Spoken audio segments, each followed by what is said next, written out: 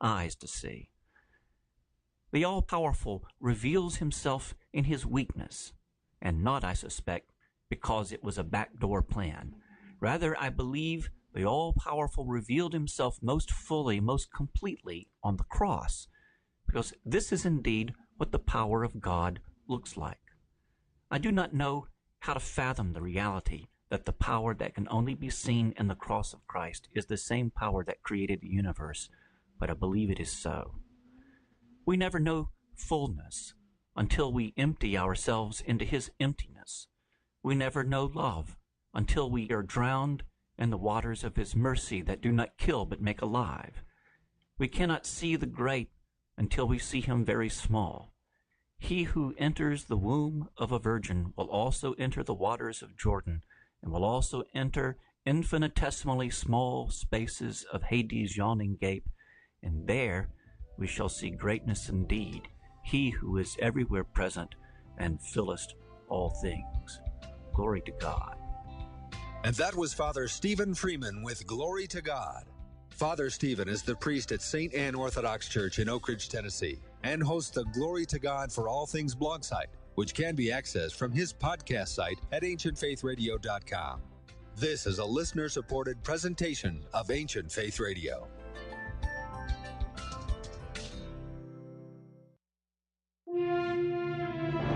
The ancient faith for the modern world. This is Ancient Faith Radio.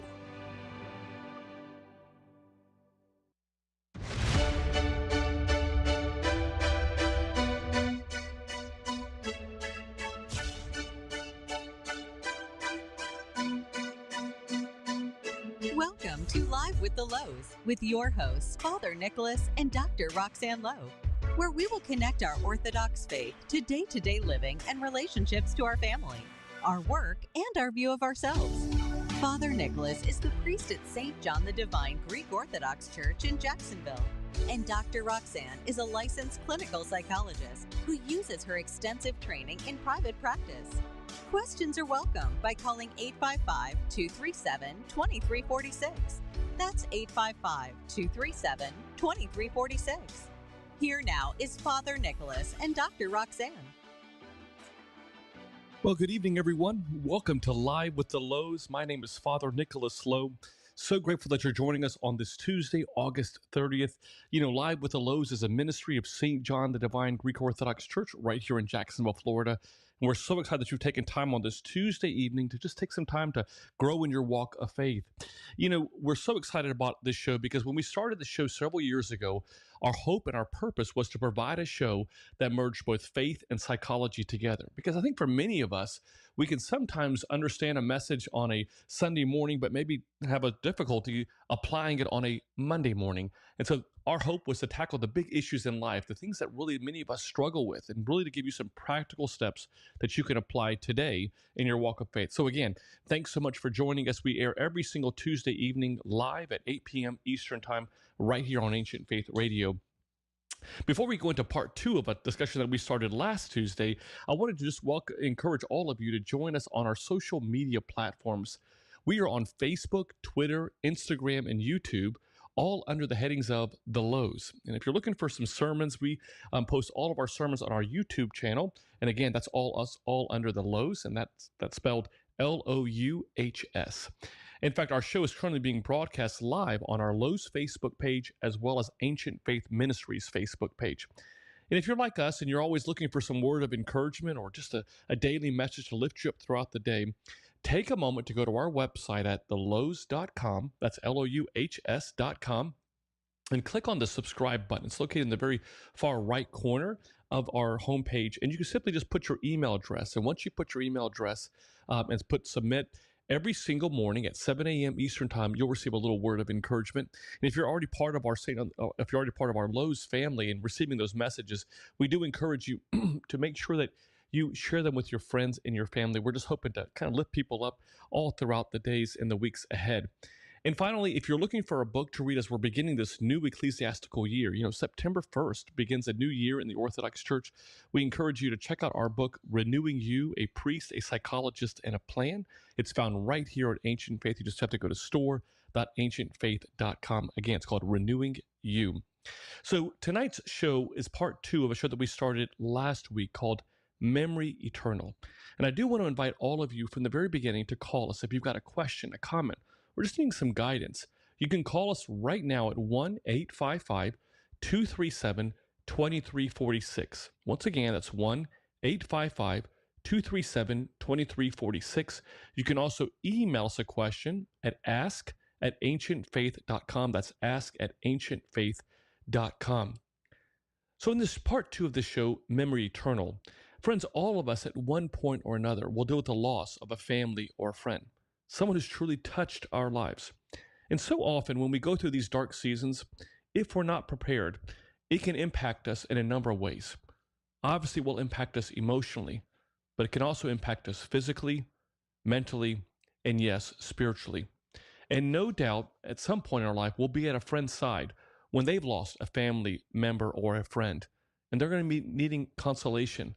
And sometimes we can struggle with what to say. How do I comfort them? Or in my own case, how do I deal with this difficulty in my own life? How do I deal with these dark seasons that I'm going through? Well, we want to give you some guidance today. And so we've invited a dear friend to our show, hospital chaplain Jenny Schroedel. She's a Matushka, which is basically the wife of a priest. But let me tell you a little bit about her and why I think she's just so extraordinary to talk about this particular topic. Jenny is a author of a book that's actually published right here at Ancient Faith called Naming the Child, Hope-Filled Reflections on Stillbirth, Miscarriage, and Infant Death. She works as a hospital chaplain specializing in bereavement. She also, before coming to Minnesota to care for families, she and her husband served at St. Juvenile Mission in Hawaii. And in Hawaii, Jenny worked as a director of bereavement services. Her and her husband, Father John, have 2 daughters and currently reside in Minneapolis. Jenny, as always, welcome to Live with the Louhs. Thank you. I'm so glad to be here tonight.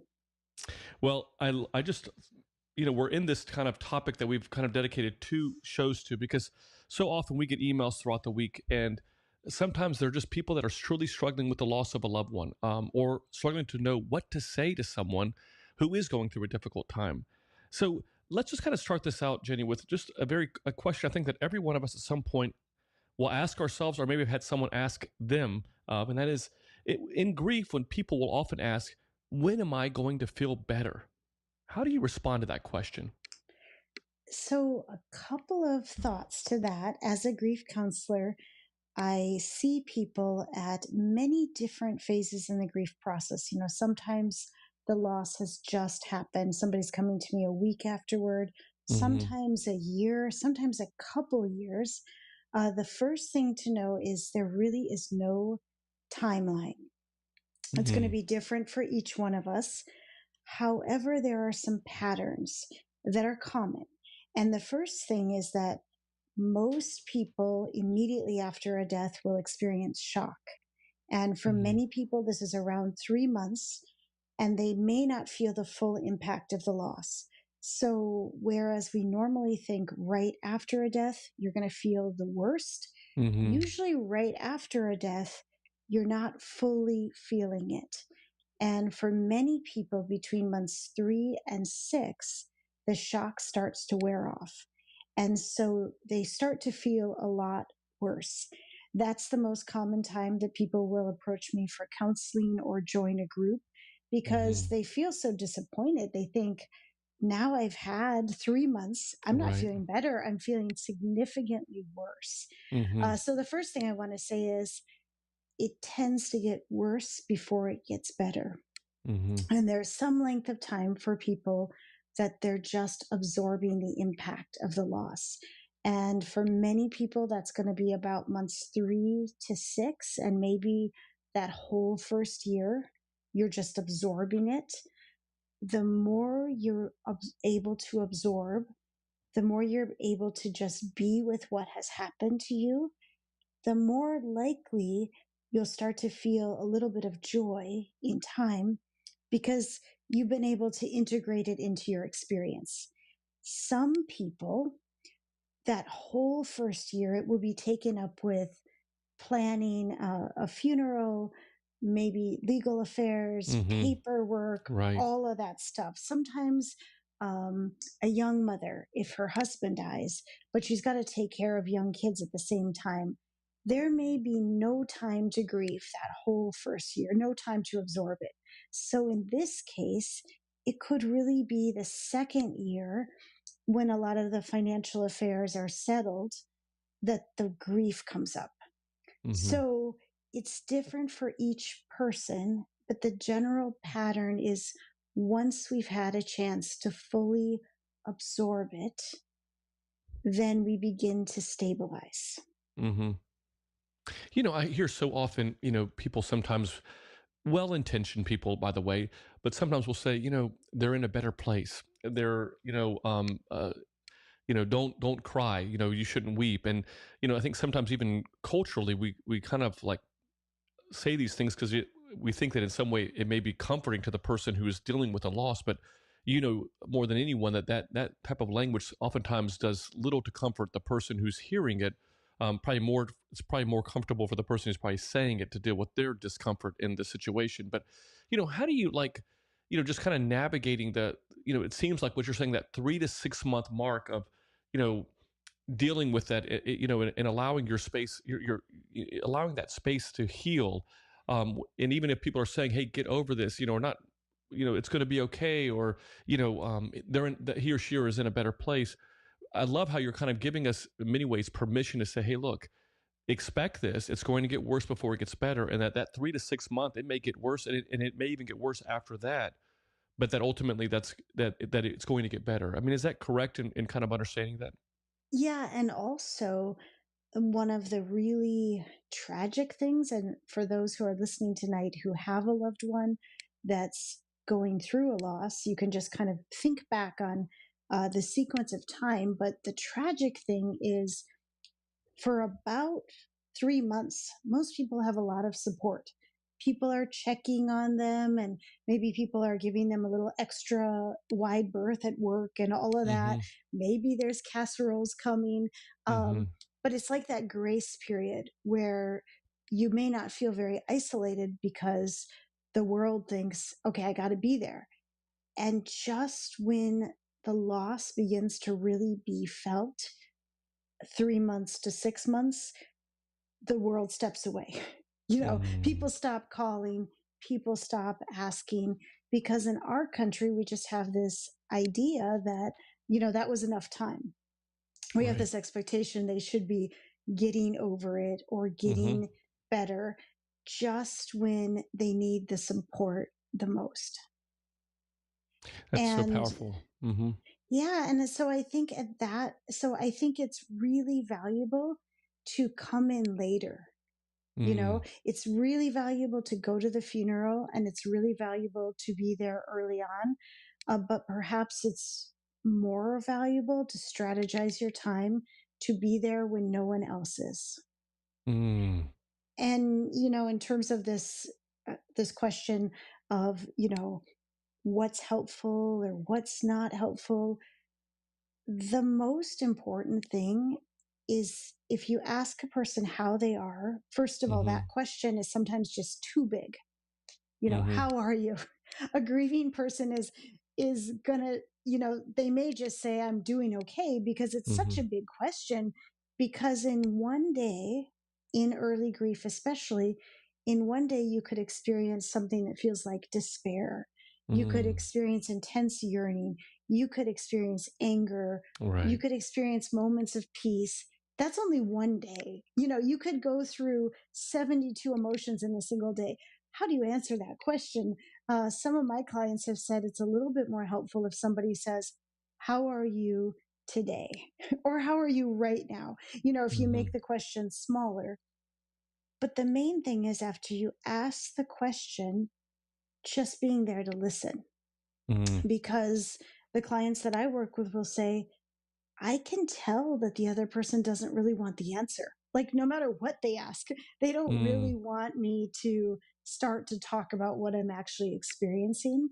And in my work as a grief counselor, I spend a lot of time just sitting there waiting, you know, a lot of awkward silences, and also facilitating grief groups. It's like, we're just going to sit here quietly, because the grieving person might take some time to even find the words. You know, Right. they're not an expert at it either. Right. They're Right. also facing it new, and even people who have experienced multiple losses, each loss is a new experience. Mm-hmm. I think that's so helpful for our listeners to hear that. I think just kind of, I think that the advice that many of the people that were going through that bereavement seminar with you or in that counseling group with you, when they were saying it, just, keeping it very localized in its time, how are you doing today? Or this, I remember when I was in my pastoral education, I remember the professor telling me that sometimes even just hone in on, how are you feeling this hour? Especially if you go into a hospital and just simply trying to counsel someone who's maybe going through cancer treatment or whatever it may be, is really just to kind of limit it so that you're really able to kind of hone in on how they're feeling at that moment. It's so much more easier to kind of process than just simply asking a general question like, "Hey, how are you doing today?" Because obviously many of them are not doing well. That's why they're in the hospital, or going through that difficulty. But if you're just tuning in, we're speaking with hospice chaplain Jenny Schroedel. She's the author of a book called Naming the Child: Hope-Filled Reflections on Stillbirth, Miscarriage, and Infant Death. She came on our show back in April, and I just thought that she would be great to talk to us tonight about part 2 of a show we're calling Memory Eternal. It's how do we cope with or give counsel to people who have lost a loved one? Because we know that it impacts us physically, emotionally, spiritually, and mentally. So if you have a question for Jenny, we encourage you to call, or if you just need some guidance or some advice, maybe you're going through some difficulties right now, a season of bereavement, perhaps for you or a friend that you're just looking for some counsel with, call us at 1-855-237-2346. That's 1-855-237-2346. As always, we share with you that you don't have to share your name if you simply just want to be anonymous.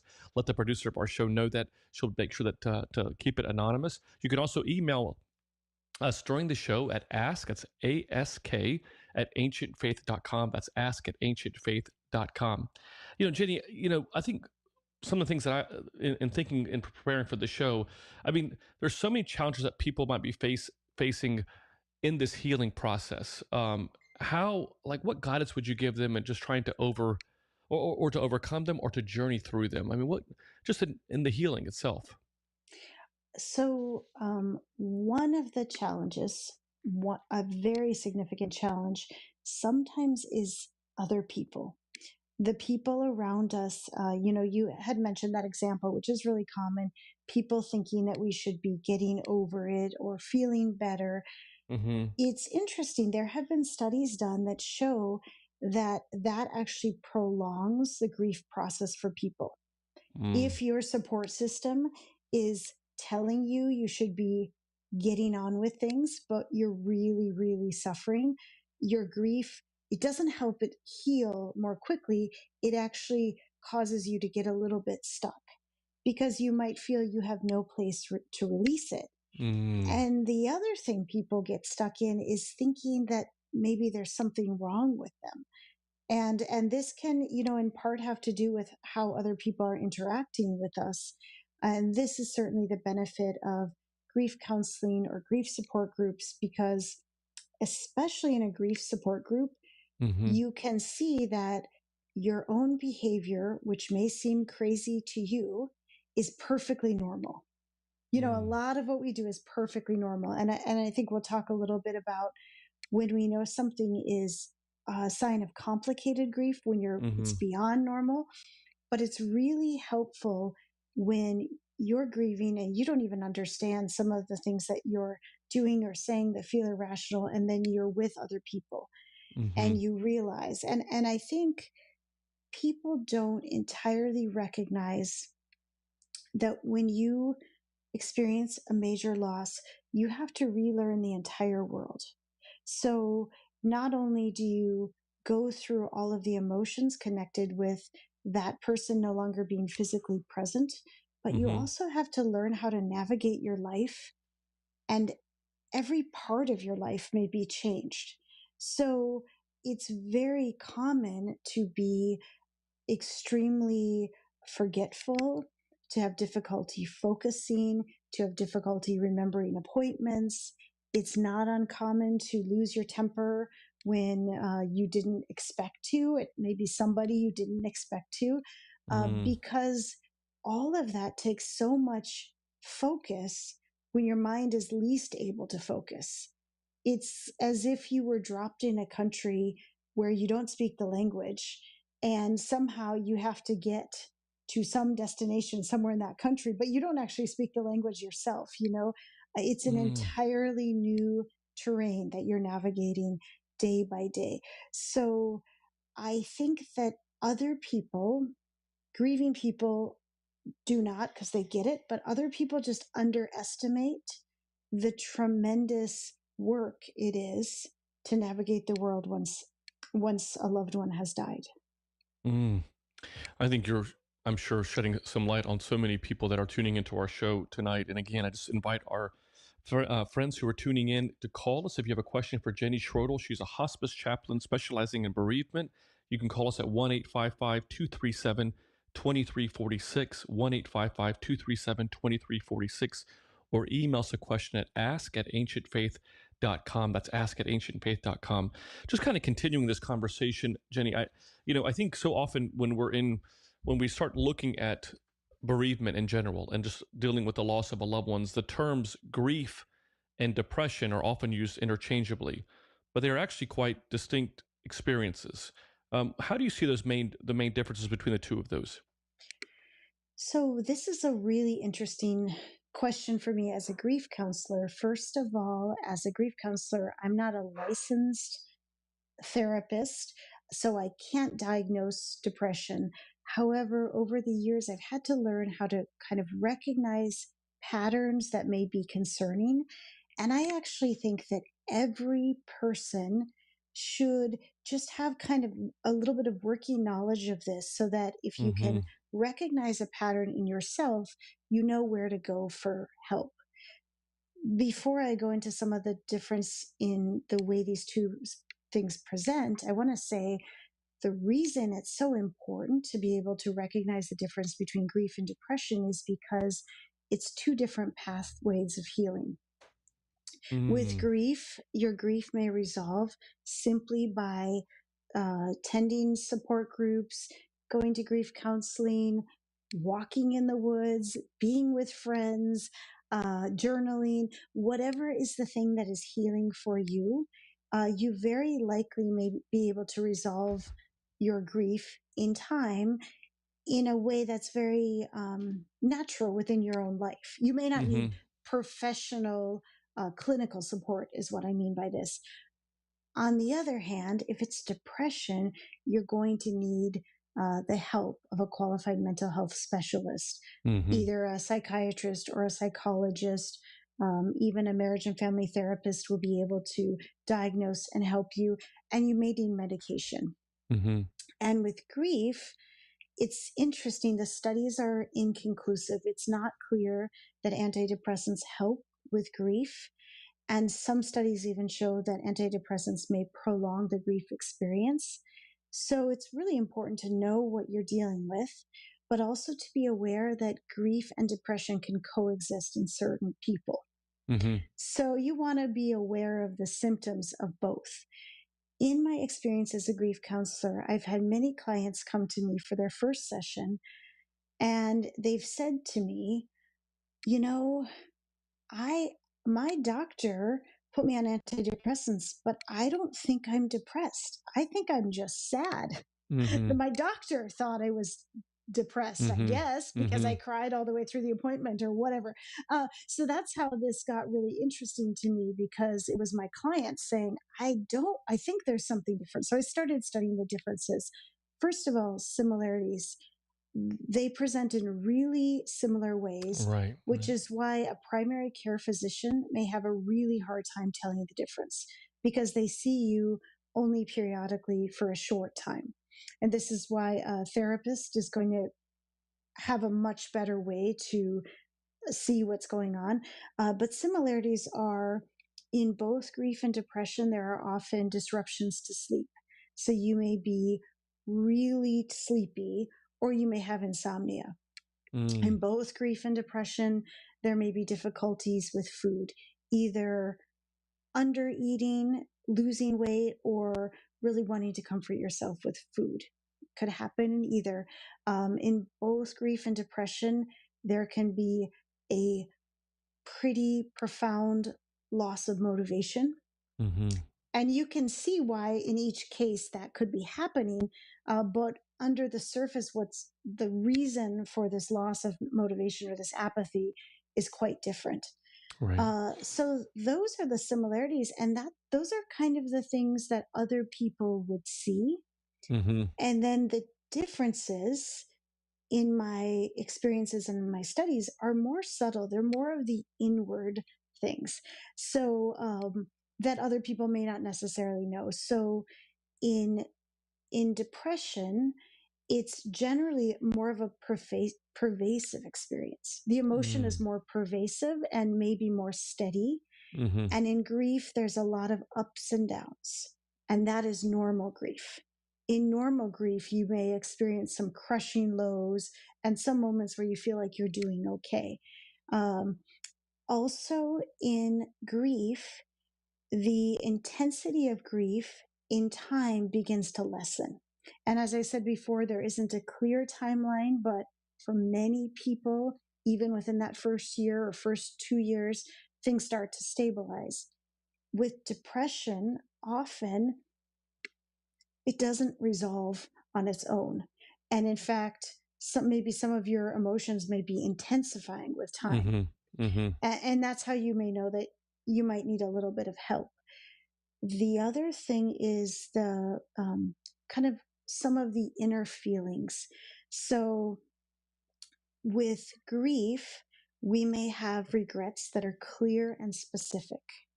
And for me as a grief counselor, if a person comes to me with some pretty profound regrets, sometimes I worked with people who actually had been responsible for the death of their loved ones. Right. You know, Gosh. maybe they were driving, they were under the influence, or a parent who, you know, just looked away and their child drowned, and in a way that, you know, they could kind of see their role in events, but it was clear and specific. And as a grief counselor, and I think even as a human in this world, we can work with regrets that are clear and specific. There are ways to heal. With depression, we experience something else, more like a generalized feeling of unworthiness or shame.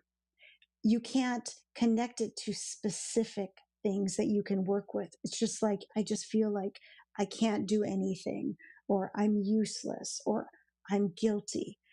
Another thing more common in depression is suicidal thoughts or words, where a person is you know, seriously thinking about suicide. In grief, it's far more common that a person is starting to feel like, I'd like to join my loved one. So they might even have kind of this longing for the afterlife, but it's typically not going along with, you know, actually thinking about a means or a method. And in fact, it's pretty rare in my experience that a grieving person is actually thinking about suicide. They're just thinking, I'm in a lot of pain and I still want to be with that person. Right. Jenny, let me ask you this.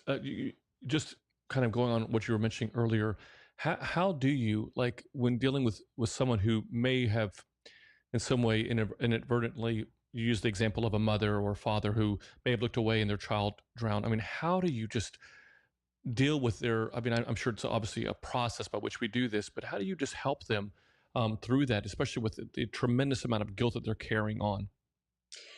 So the number one thing is I just try to create a space for them to talk that through with me without jumping in to resolve it, try to resolve it. And this is what most people will try to do, right? And probably all of us who have regrets, and I would say that's almost every person that is healthy and has a conscience has regrets. I never, when somebody says I have no regrets, I'm like, I wonder what it's like in your head. I don't know. But to be human is to have regrets, right?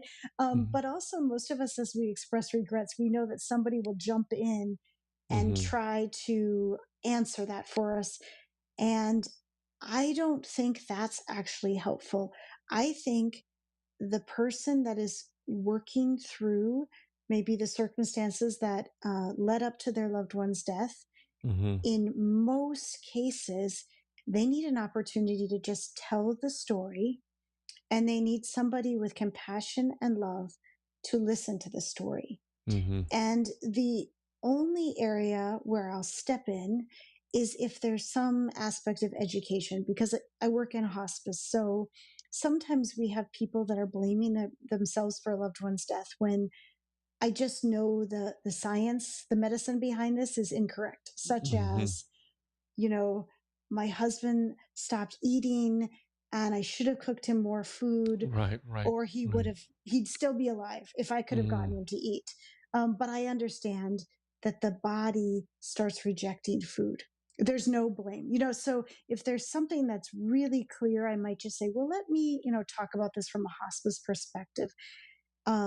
Sometimes where there's some questions, I will encourage my clients to get more information. So if there's medical questions surrounding, say that, a very common regret is, I knew there was something wrong with my husband, but he didn't want to go to the doctor. Right. And then it turns out it's metastatic cancer. I may encourage them to also talk to a doctor and just get more information about exactly the type of cancer and kind of how that all was growing. Because in most cases, they'll discover that it wouldn't have even mattered if they had gotten it, So I absolutely believe in more information. And so encouraging them to talk to some kind of expert about the cause or the circumstance or what happened. And then the other thing I tell people is, I want you to tell me that story a few times over the next several months. And most people become softer toward themselves in time. So immediately after a death, they're blaming themselves. It's almost like everything is very close and you're looking at things with, a magnifying glass, but you're only seeing yourself. And if you can tell the story, if you have a place to tell the story without being interrupted, with nobody trying to fix it for you, if you can tell it again, and you can tell it again, and you can tell it again, each time you may realize something else about what was going on in that circumstance. And hopefully you begin to pull back from yourself and you start to see yourself with more gentleness and kindness. And most people do. And the other thing I will tell my clients is, the only way to find peace is from within yourself, in terms of around the circumstances. I mean, obviously God gives us peace, but no other person is going to give you the peace. The peace comes from letting yourself kind of look at a situation and begin to see it in a different way. I can give a little example from my own life. Last time when I was on, I mentioned that my mom died in November. My dad is also currently on hospice. So I'm both, doing the hospice job and I'm walking the path. Wow. And there's been a lot of learning for me. And, sometimes, I mentioned that we might have regrets that are clear and specific. So one of my regrets about my mom is that when she started to actively die, I thought, as a hospice professional, I had been a bedside chaplain. I was very comfortable with the dying. I thought I'd be that hands-on caregiver. I could apply the chapstick. I could do, and it was really hard for me as her daughter. So I was a little bit, I was a little bit pulled back, and others stepped in and did a lot of the hands-on caregiving. And that was a big regret for me afterward, because I thought, I should have done this for her. I should have done that. I did get her her lips were chapped. I did get her chapstick, but I forgot to put it on. And that was right after her death. I was really hard on myself about that. But, within the first week, I started to think about the fact that I didn't have to do everything for my Right. mom. Right. And there were others there, and there were other people that just happened to be a lot more comfortable with the hands-on care for my Mm-hmm. mom. I also talked to my best friend who's a doctor, and she said, and her father had died recently, and she said, I don't know if our parents actually really want us to be the hands-on caregivers as they're Mm. dying. Mm. They maybe preferred some other people. And in my Wow. case, it was my cousin who was a doctor, did a lot of hands-on Mm-hmm. care for my mom, and her best friend. So people that were a little bit more like peer level other than children. So Sure. that's just an example. It's a really small example, but Oh, I think that's so but true, though. I mean, Jenny, I think just hearing, like, I know that even with my own father, when he passed away, and I think Roxanne would agree as well. I mean, when her father, who, by the way, today is his 5 year memory, in which he passed away 5 years ago today. I remember, though, that, it really became the impetus behind us writing the book, because we felt like, hey, this is a priest and this is a psychologist, and that we would know, how many bedsides have I been as a priest, in comforting and consoling families, and being there with with the person who's, sees death right before them, and how I would comfort them. And Roxanne was just saying the same thing. We, on paper, we would be the ones that would be able to offer all this guidance, and yet we were struggling so much. mhm. And so hearing you speak, I know I can totally relate to that. And I'm not too sure if that's just something that's in those of us who are in the ministry field, that oftentimes is the case. But I love what your friend shared with you about the fact that, maybe our parents, may have not wanted to have necessarily us doing that specific role in their lives. Maybe just having us present there, would have been enough. So that's really just, I loved hearing you say that. On that topic about my friend saying something really helpful, and I said, like, don't jump in and try to resolve. But the truth is, and I think we all know this, sometimes somebody can speak some words that are so healing for us. Mm, And so one of us may also have a healing word for somebody in some situation. So mm-hmm. I'm going to say 70% of the time hold back, and sometimes just trust that Mm-hmm. that may be the word for that moment. But we don't ever want it to be a word that minimizes it. Right. Right. Like, we know you did the best you could, or Mm, we don't, again, we never want to short circuit somebody's process. And mm-hmm. I really trust the process of grief, which is why a lot of the time I'm just kind of sitting back as witness and letting this process guide them to the next place. Mm-hmm. I love that. You're listening to Live with the Lows. I'm Father Nicholas Lowe, and I'm just so grateful that you're joining us this evening. I do want to encourage you to call us at 1-855-237-2346. If you're someone that's going through a difficult season right now, you've lost a loved one, or maybe you have someone that's in the final stages of their life, and you're just concerned, you're scared, you're fearful, you're worried, you're not alone. And we encourage you to call, speak with hospice chaplain, Jenny Schroedel, who specializes in bereavement. You can call us right now. Again, that number is 1-855-237-2346. That's 1-855-237-2346. You can also email us a question at ask@ancientfaith.com. That's ask@ancientfaith.com. Going to your last point, Jenny, can you talk about some things that can help a person heal after a major loss? Yeah. So, a couple of things that I think are really significant. One of my favorite writers, Pauline Boss, she writes about ambiguous loss, but she says great sadness is treated by human connection. So, Mm, human connection, number one, can be healing for people. So, just having people present in your life, checking on you, letting you know you're not alone, that can be profound. Another thing is giving yourself some time. I did find I didn't have this opportunity myself after my mom died. I was only able to take a week off because I'd taken FMLA while she was dying. However, I did notice that people who could take a little bit of time off from work or some of their other responsibilities after a major loss seem to do a little bit better. If there's a way that you can carve out some space for yourself to just be with this loss and rest and walk outside and do what you need to do, that is ideal. If you have small children, if you can get some support with your children so you have a little bit more space, people who create some space for themselves seem to heal a little bit more quickly. And maybe that space is only that hour a week or every 2 weeks that you go to a group or see a grief counselor. But space helps.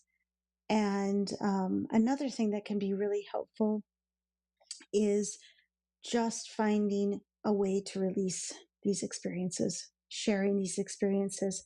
Sometimes creative work is that. So writing can be really powerful. Painting can be powerful. Gardening, cooking, creative expression can help us to heal. And then another thing is some of my clients have found a lot of healing in doing meaningful things with their experience. So taking their painful experience and then trying to help other people. For example, I worked with a couple whose daughter had died as a result of drinking and driving. And they became very powerful advocates for not drinking and driving. They would go into high schools. They would go into the hospital also and speak to doctors and nurses about just kind of how to be with families after this kind of death had occurred. And they would do things to help prevent other deaths in that way. Another client that I had whose husband died of C. difficile, which is a bacteria that can be fatal. That's not usually fatal, but can be. She started to become an advocate for against the overprescription of antibiotics, which we know is the cause of that. So sometimes people do really powerful things with their loss, with their experience. Some people also even choose a line of work because of what they've been through. Today, I did an orientation for 2 new hospice staff members. One of them's a nurse, and she talked about 2 losses that led her into that path to working in hospice. I think the most important thing to know, and most people can't quite feel this in the midst of a loss, I don't believe that loss happens to us for a reason. I don't believe we have to make sense of it or believe it's okay or anything like that. But I do believe that over the course of our lives, it's a good prayer that we ask God that our suffering not be wasted. Like, don't let this experience be wasted on me. Help me to do something with this in the world. I think that's so important to hear that. I think that obviously within time, because I think you beautifully outlined that the human connection, giving yourself some time, creating that space, finding a way to release these experiences and doing something to kind of help others. I think those are not necessarily in the order that they may come in. I mean, you may find yourself doing 1 or 3 before you do 2 and 4. But I think it's so powerful what you're sharing, because I know for me, and I think Roxanne would agree the same as again, going back to our book, it was so therapeutic for us to write this book. And I tell people this all the time, that whether or not we sold 1 book or however many we would end up selling, we really didn't care. We actually shared that with Ancient Faith. It was all about, for us, was so much about us just having it be allowing us to kind of just be very vulnerable and kind of release, if you will, the emotional stress that we had just been going through because our dads had suffered for quite some time. And so I would say amen to what you were sharing about doing something productive with that hurt and not letting that suffering go to waste. I think it's such good and valuable tips that you're sharing. I do want to once again invite everyone, if you're going through a difficult time right now, or maybe just a difficult season, or you know someone that is going through that, and you'd like to ask Jenny a question, please feel free. Jenny Schroedel is a hospice chaplain who specializes in bereavement. If you're like me, you're just kind of just so amazed at her. Just her ability to kind of just succinctly speak about how we cope with bereavement and how we deal with struggle and strife and grief in our life. So if you'd love to talk to her, I do invite you to. Don't hesitate. Call us at 1-855-237-2346. That's 1-855-237-2346. We also ask you to email us a question if you'd like at ask@ancientfaith.com. That's ask@ancientfaith.com. You know, Jenny, we got this an email question that just came in from a very good friend of ours. He basically asks, when a loved one passes away, the soul leaves the body, and the question often arises of where does the soul go? How would you answer that question? Father Nick, could you answer it first? This is a theological question. Right, this is. I think that, you know, it's one of those things, Jenny, I'm sure you realize this and know this already. I mean, I think for so many in the Orthodox tradition, and one of the beauties I think that's in the Orthodox Church is that for a lot of things that we don't simply try to just to make a statement to either make people feel good or to kind of speculate on things that we just don't know. There are traditions in our church that speak about that. You know, that there is that we go to a place in which we kind of know, you know, where we are going, if you will. But that's a very small, you know, tradition within the church, and I say that with a lowercase t, because within the Orthodox Church there are different, just like in everything, there are different, you know, perspectives from certain church fathers. The key, what we always say, is to really focus in on what we're doing here and now, and making sure that we're living more and more in alignment with what Christ yearns for all of us to live. But there is a tradition, and we were speaking about this a little bit earlier, is that, you know, in the Orthodox Church, there is a what we call the 40-day memorial service that we oftentimes do. And the tradition within the church is that much like Christ roamed the earth after he rose from the dead for 40 days, there is this tradition within the church that, at least in some parts of the church, that also the soul of the person who has deceased, who has fallen asleep, as we would say in the church, is also roaming the earth. And I think, you know, Jenny, to kind of give you some opportunities, I'm sure that you've had conversations maybe with your clients where they've had interactions with, or maybe felt that their loved one may have been, you know, around them after they had deceased, or maybe something kind of happened that just reminded them of their loved ones. And maybe you could speak a little bit to that. Yeah, absolutely. So the 40-day tradition, small t tradition in the Orthodox Church, was interesting to me when I learned about this when I was in my 20s. I kind of remembered it through the years, and then working as a grief counselor and hearing many people's stories in the weeks following their loved one's death, I realized this is very interesting. I mean, our 40-day period is not unique to the Orthodox Church. Actually, the Judaism has a short period that they also believe the loved one may be somewhat more present. Buddhism also has a period. So it's beyond our own faith tradition. And then just in the world, a lot of my clients spoke about their loved ones being particularly present to them soon after the death. In particular, when there was a sudden tragic death, they may experience their loved one's presence. And the feeling that it gave me, and of course, all of this is just a great mystery. I mean, I feel in my work every day, I'm just standing at the edge of this vast mystery. And there's many things that are very beautiful about this mystery. There's also sadness and difficulty, but one of the beautiful things was people that had experiences of their loved ones coming to them. And I think probably some of our listeners tonight can think of experiences they've had. One story that comes to my mind, this was through a dream. I worked with a mother and a daughter. The daughter, and so they were both my clients that I would see separately.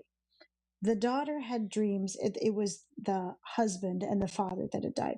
The daughter had multiple dreams about her dad coming and speaking to her, and they were all very reassuring to her. The mother actually got pretty jealous because she was like, why is my husband coming to you and not to me? So the daughter, one night, her dad came to her in a dream, and she said to her dad, I need you to visit mom too. And shortly afterward, the mother had a dream about her husband. And she told me with just a lot of joy, she said, when I saw him, I couldn't decide if I should hug him or not, because I thought, is he a ghost? Will my arms go right through him? And she reached out and she hugged him, and she said he was solid. And this is kind of an interesting area that we've gotten into, this whole area of bereavement or visitation dreams. They can go by either term, but there's common qualities. And one common quality is that the loved one can feel physically real. So sometimes these dreams go with something like a hug, or you feel your loved one touch your foot. The other thing about these dreams is that the loved one feels vividly, it feels very much like an encounter with them, and it feels real. This is what my clients always say. They say it didn't even feel like a dream. Like it felt real, maybe even more real than life. It's like a whole different category of experience. The other thing, and this was certainly true for these two clients I talked about, is there was no plot. Not like an ordinary dream where you have a plot. It was more just an experience, more just an encounter. I love that. Again, we invite all of you, if you're interested, to call in and speak with Jenny Schroedel. She's a hospice chaplain specializing in bereavement. The phone number is 1-855-237-2346, 1-855-237-2346, or you can email us a question at ask@ancientfaith.com. We have a phone call from Mark from Wisconsin. Mark, welcome to Live with the Louhs. Well, thanks for taking my call, Father. I appreciate it. Absolutely.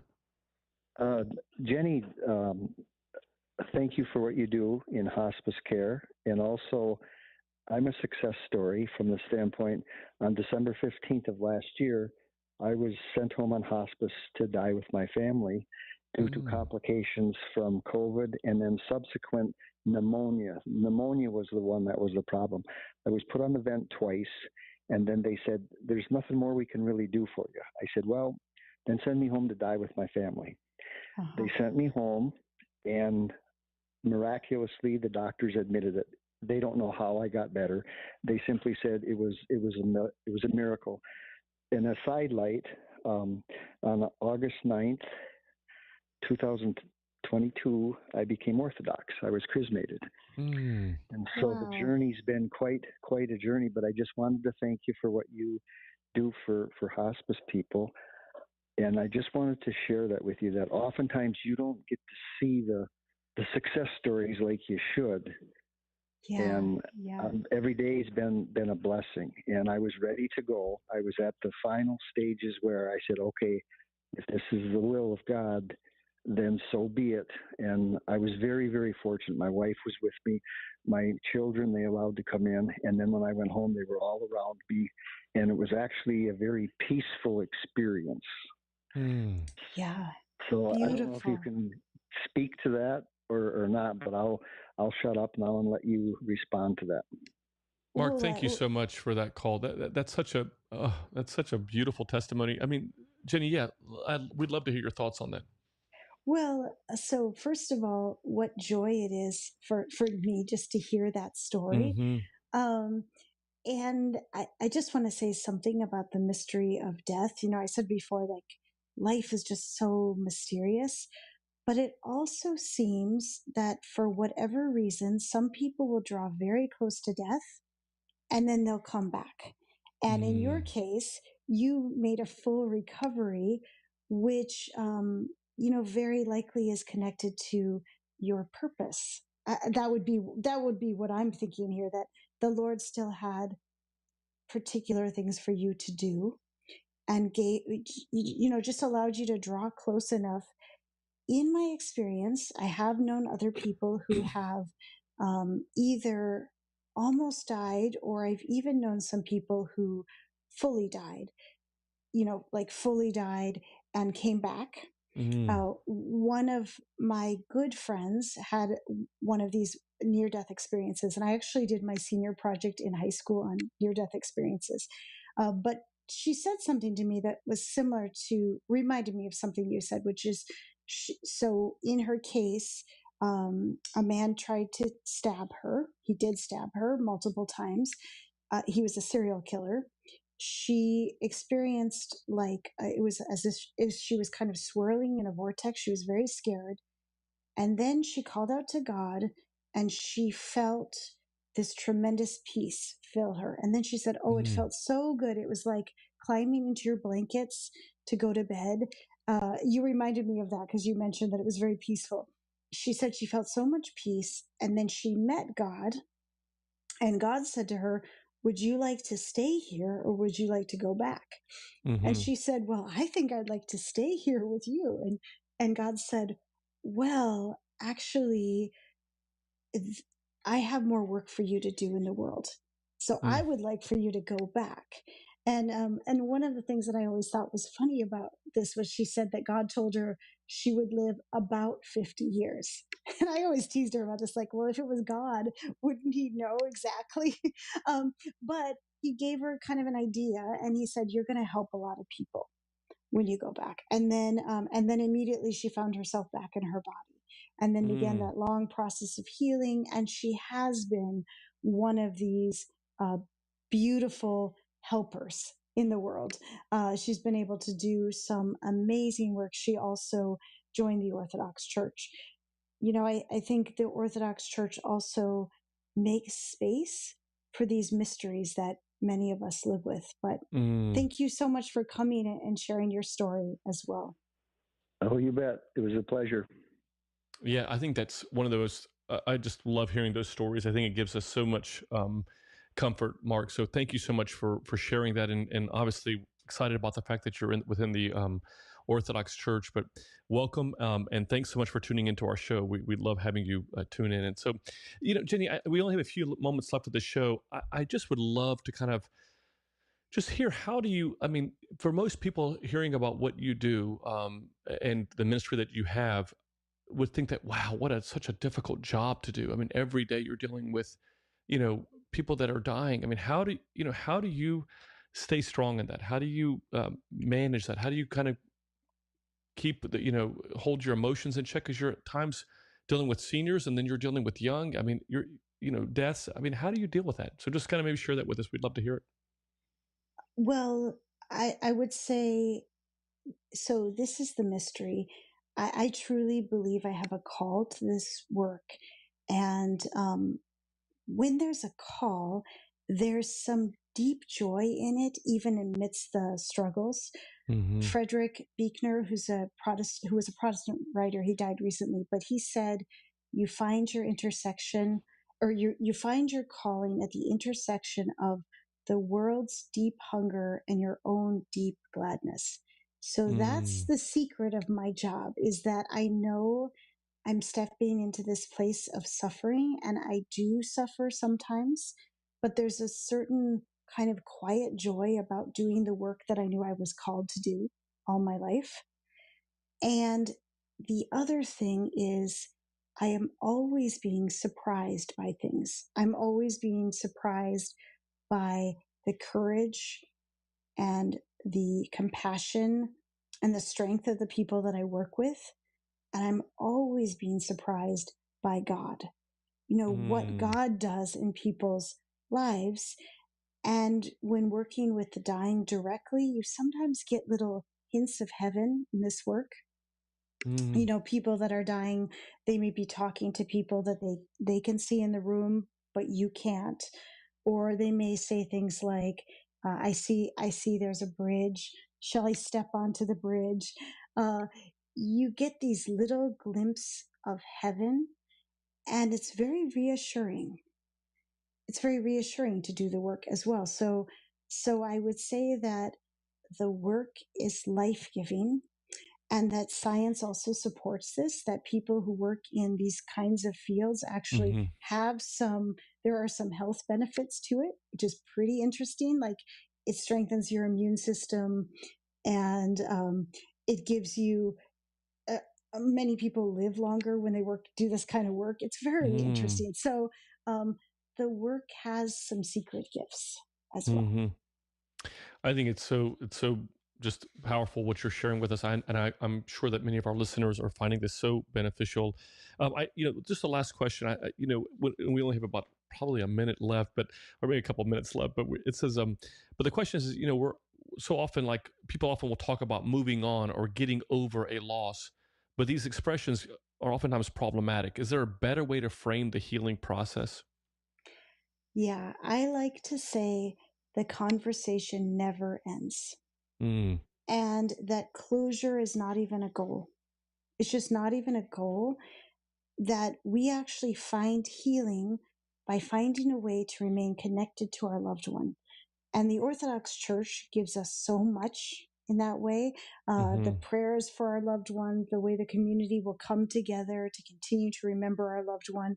But we find healing by staying with the conversation and engaging the things that our loved one said, did, how they continue to teach us, and continuing to be open to all of the changes that can happen in us and our understanding of them as we move forward in life. I love that. Closure is not a goal. I just think that's so powerful. Jenny, as always, we love having you on the show. Thank you so much for taking the time to be with us this evening. Thank you. It was my pleasure. I also want to just invite all of you. Next Tuesday, we're going to be dedicating a show to children and back to school anxiety. I know many of our children are going back to school, and that always is filled with a lot of anxiety and angst. So we're dedicating a show to that. We're going to be speaking with Sherry Shinuda on navigating our children and their anxiety as they go back to school. So definitely you don't want to miss next Tuesday's show. I want to thank Matushka Trudy for producing our show, as she does such an amazing job every single Tuesday. And I do want to let all of you know about this. Roxanne and I are going to be speaking at the Coptic Women's Fellowship Conference, which is on September 16th and 17th in New Jersey. And this particular conference is a marriage retreat. So if you live in the New Jersey area and would love to attend this retreat, you can find out more by going to CopticWomenFellowship.com. And on September 16th and 17th, we'll be in New Jersey delivering a marriage retreat for couples. And so you definitely don't want to miss this retreat. So again, you can find it at CopticWomenFellowship.com. It's September 16th and 17th. So we'd love to kind of get to know you and to meet you there, and also to help you in your marriage. So definitely you don't want to miss that. And again, everyone, as we always say every single week, God bless you and stay strong in your walk of faith. Thanks for joining us tonight.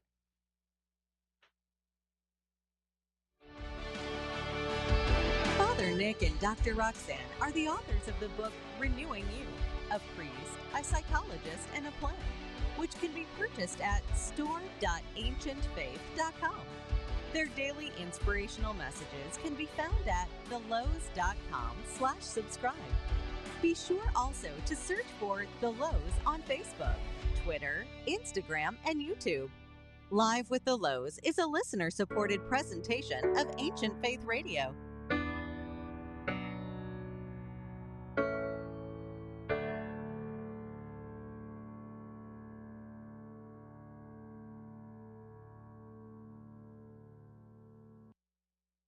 Here is Father Thomas Hopko of blessed memory with one of his wonderful maxims. Read the scriptures regularly.